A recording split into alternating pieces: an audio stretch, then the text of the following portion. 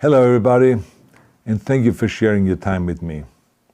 I'm sending this message through various different channels to reach my dear Russian friends and the Russian soldiers serving in Ukraine.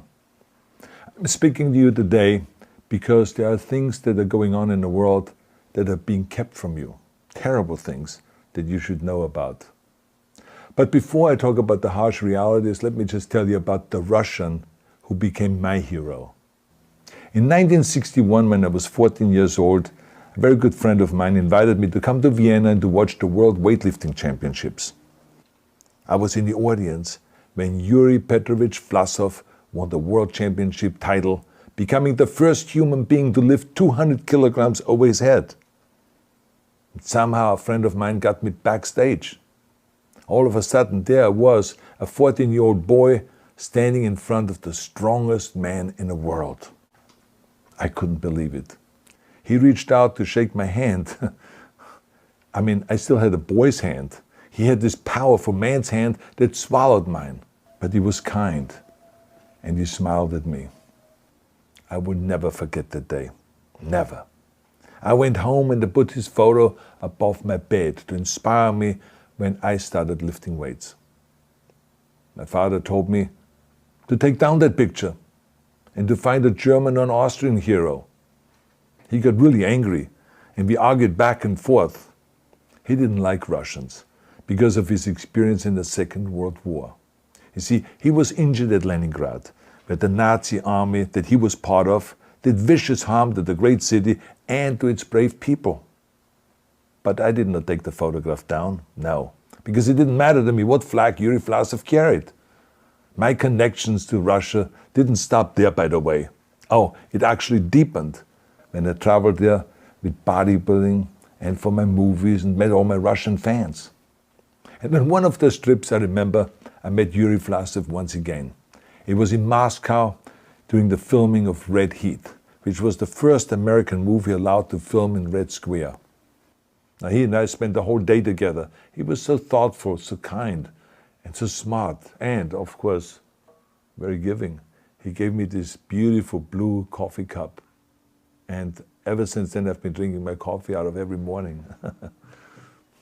Now, the reason why I'm telling you all of those things is that ever since I was 14 years old, I've had nothing but affections and respect for the people of Russia.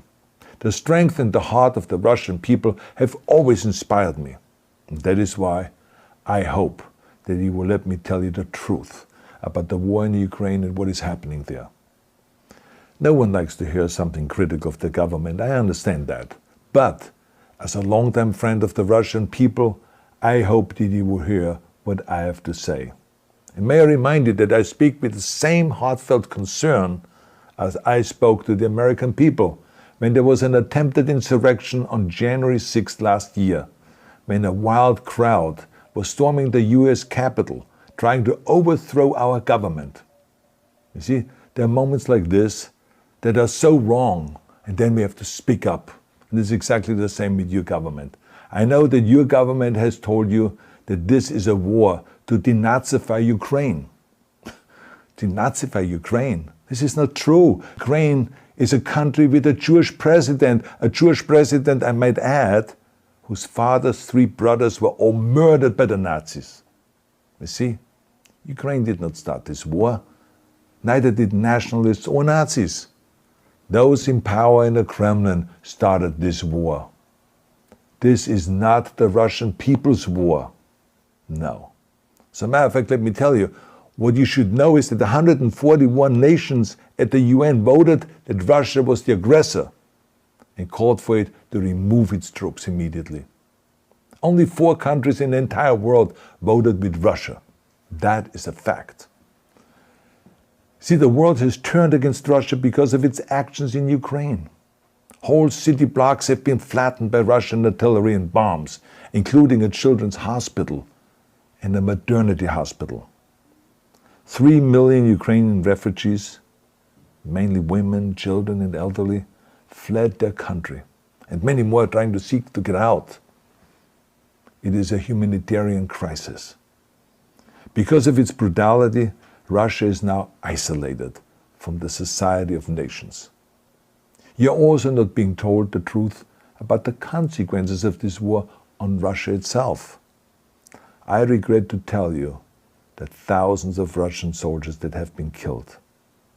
They have been caught between Ukrainians fighting for their homeland and the Russian leadership fighting for conquest. Massive amounts of Russian equipment have been destroyed or abandoned. The destruction that Russian bombs are raining down upon innocent civilians has so outraged the world that the strongest global economic sanctions ever taken have been imposed on your country. Those who don't deserve it on both sides of the war will suffer.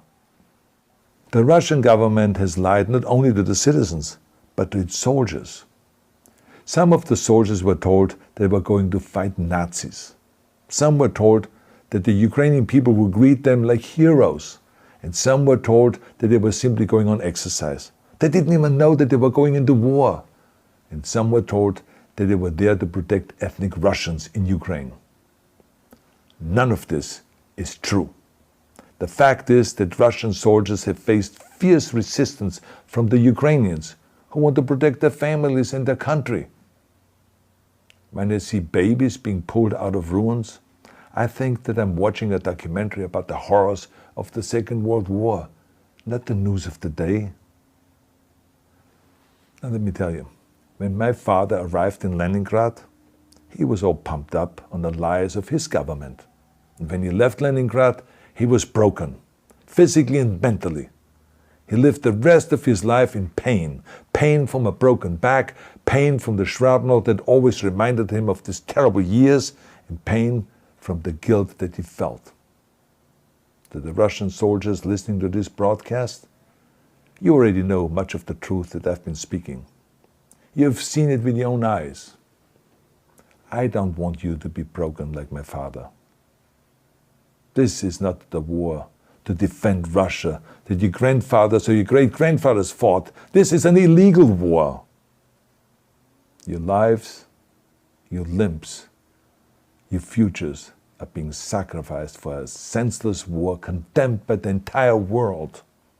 Now, to those in power in the Kremlin, let me just ask you, why would you sacrifice those young men for your own ambitions? To the soldiers who are listening to this, remember that 11 million Russians have family connections to Ukraine. So every bullet you shoot a brother or a sister. Every bomb or every shell that falls is falling not on an enemy, but on a school, or a hospital, or a home. I know that the Russian people are not aware of such things are happening. So I urge the Russian people and the Russian soldiers in Ukraine to understand the propaganda and the disinformation that you are being told. I ask you to help me spread the truth.